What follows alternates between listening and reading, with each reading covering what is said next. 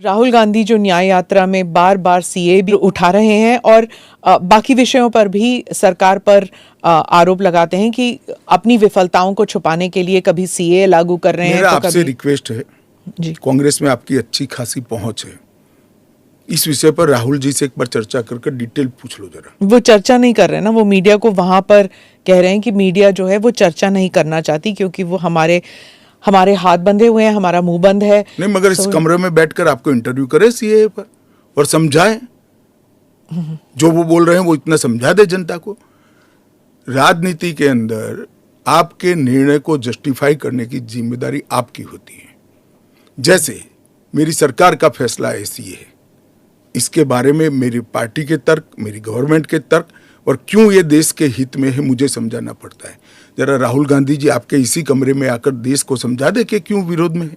आप कहते हैं कि ये राजनीतिक नहीं है, लेकिन आपके जो राजनीतिक स्पीचेस हैं, तेलंगाना में आपने कहा, जब आप अपने वायदे गिनते हैं कि ये वायदे हमने पूरे किए, तो सीए भी उसमें है, तो इसमें राजनीतिक कहां से हो गया? तो फिर आपके तो वायदे हमारा एक वादा था कि देश के अर्थतंत्र को सुधारेंगे, तो क्या अर्थतंत्र मत सुधारो, पॉलिटिक्स कर रहे हो। फिर राजनीतिक कहां से हो गया? हम मानते हैं सीए देश के हित में है, इनका अधिकार है, इसलिए हमने दिया है। पॉलिटिक्स कहां से? वो भी कहना देना चाहिए। अगर राजनीतिक फायदा है तो उनको कौन रोक रहा है? दिल्ली के चीफ मिनिस्टर हैं, वो कहते हैं, वो सवाल उठा रहे हैं, उन्होंने कहा कि ये जो अंधाधुंध लोग आएंगे, बीजेपी उन्हें नागरिकता देगी, उससे थेफ्ट, रॉबरीज, रेप बढ़ जाएगा।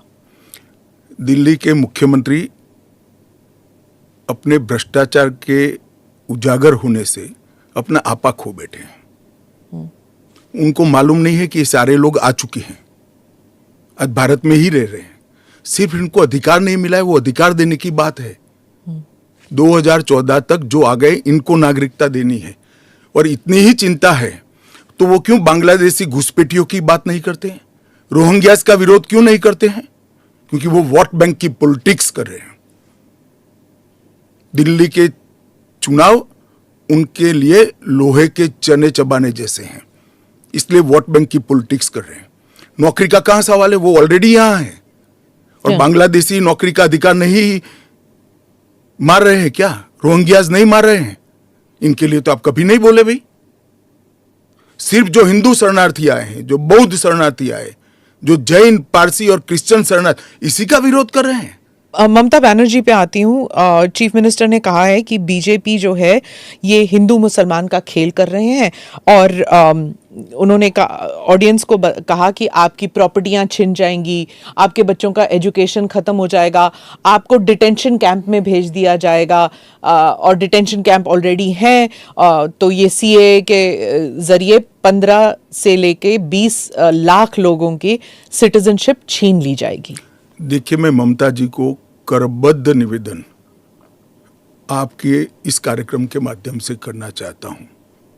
पॉलिटिक्स करने के हजारों मंच है, प्लीज बांग्लादेश से आए हुए बंगाली हिंदुओं का हित मत करिए। आप खुद बंगाली हैं। बांग्लादेश से जो बंगाली हिंदू आए हैं, इनको नागरिकता देने के लिए एक कानून है। ममता जी को मैं खुली चुनौती देता हूं, इस कानून की धारा में से किसी की नागरिकता छीनने की एक धारा वो बता दे सार्वजनिक रूप से। वो खौफ पैदा कर रही है, हिंदू और मुसलमानों के बीच में विखवाद कराना चाहती है, अपनी वोट बैंक का कंसोलिडेशन करना चाहती है। ममता जी, इसको मत रोकिए। करने जैसा काम है, घुसपैठ रोकिए। नहीं रोक रही है वो नहीं कर रही, आप हमें कोऑपरेट नहीं कर रही। आसाम में कंप्लीट घुसपैठ रोक गया क्योंकि वहां भारतीय जनता पार्टी का शासन है। ओवैसी साहब पे आ जाती हूँ, जो आपके हमेशा ही स्पीक्स अगेंस्ट यू, तो उनके बारे में वो खुलकर ही कह रहे हैं कि ये एंटी मुस्लिम है। क्या तर्क है आपका? एंटी मुस्लिम कैसे है? कि आप सिर्फ मुसलमानों को उसको आपने क्राइटेरिया बना दिया, ये मैं वो कह रहे हैं। क्राइटेरिया ये बना है कि जिस पर धार्मिक प्रताड़ना होती है इसको देंगे, और अगर वो मुसलमान, और भारत के पुराने हिस्से से मुसलमानों पर इसलिए धार्मिक प्रताड़ना नहीं हो सकती कि तीनों देश घोषित इस्लामी स्टेट है। कौन करेगा धार्मिक प्रताड़ना? कौन करेगा इस्लाम के अनुयायियों के साथ? ये तीनों देश घोषित इस्लामिक स्टेट इनके नाम के अंदर है, इनके संविधान में है। पर मैं फिर से वही पूछूंगी कि अगर आप ईसाइयों को दे सकते हैं, अगर आप पारसीज को दे सकते हैं जो इस्लामिक नहीं है, और अगर उन पर हो रहा है तो फिर आप why can't you give it मुसलमानों को क्यों नहीं? देखिए, ऐसे तो फिर दुनिया भर से देश में जो आए सबको नागरिकता दे। तो अमेरिका तो करता है ना, सबको ले हम भी लेता है। करते हैं, अप्लाई करे वो घुस कर नहीं आ सकते। उनको ऑफिशियल एयरपोर्ट से, ऑफिशियल पोर्ट से, ऑफिशियल लैंड पोर्ट से आने की परमिशन ही नहीं है, इसलिए बेचारे घुस कर आते हैं, शरण में आते हैं। अमित भाई, वो आपका एक वो इंटरव्यू बार बार लूप पे चल रहा है हर जगह कि क्रोनोलॉजी समझिए, सीए के बाद एनआरसी आएगा। देखिए, ऐसा है स्मिता जी, सीए का कानून अभी चर्चा पर है। एक, इसमें एनआरसी का कोई प्रोविजन नहीं है।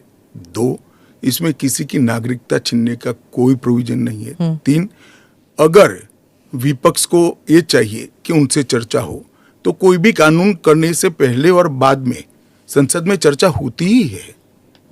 तो दोनों को मिक्सअप कर कर आप क्या लेना चाहते हो? अभी सिर्फ सीए चर्चा में है। महबूबा मुफ्ती कहती हैं कि ये सुप्रीम कोर्ट में जो है उसकी सुनवाई अभी बाकी है, तो इतनी जल्दबाजी क्यों? देखिए, हर कानून को कोई सुप्रीम कोर्ट में स्टे करेगा तो कानून का इम्प्लीमेंटेशन नहीं होगा। सुप्रीम कोर्ट के सामने न्याय मांगने के लिए जाना और सुप्रीम कोर्ट ने स्टे देना दो अलग बात है। इस कानून पर सुप्रीम कोर्ट का कोई स्टे नहीं है। 4 साल से लोग गए हैं, अभी लंबित है, मगर सुप्रीम कोर्ट ने इसके इम्प्लीमेंटेशन पर कुछ स्टे नहीं दिया है। मैं महबूबा जी को पूछना चाहता हूं, 370 पर 1951 में ही सुप्रीम कोर्ट में अर्जी हो गई थी, फिर क्यों इतने समय तक आप एंजॉय किए भाई? आप बताएंगे देश की जनता को? जब आपके पक्ष की बात होती है तब नैतिकता के पैरामीटर्स बदल जाते हैं। ऐसे नहीं होता है। देश का एक संविधान है, परंपराएं हैं, अदालतों की परिपाटी है, इसके हिसाब से देश चलता है। यूबीटी जो ग्रुप है शिवसेना की, वो कहते हैं कि आपकी विफलताओं को छुपाने के लिए मेरा उद्धव जी से रिक्वेस्ट है कि कानून चाहिए या न चाहिए वो स्पष्ट करो पहले। क्या उद्धव जी बोल सकते हैं कि कानून नहीं आना चाहिए? मैं आज उनका आह्वान करता हूं, देश की जनता के सामने, महाराष्ट्र की जनता के सामने स्पष्ट करें कि सीए नहीं होना चाहिए। हिंदू शरणार्थियों को, बौद्ध शरणार्थियों को, जैन, बौद्ध और क्रिश्चियन शरणार्थियों को नागरिकता नहीं मिलनी चाहिए। एक बार उद्धव जी स्पष्ट करें जरा। अब उनको अल्पसंख्यकों के वोट चाहिए, एपीसमेंट की पॉलिटिक्स इसलिए आज उद्धव ठाकरे कर रहे हैं, हम नहीं कर रहे।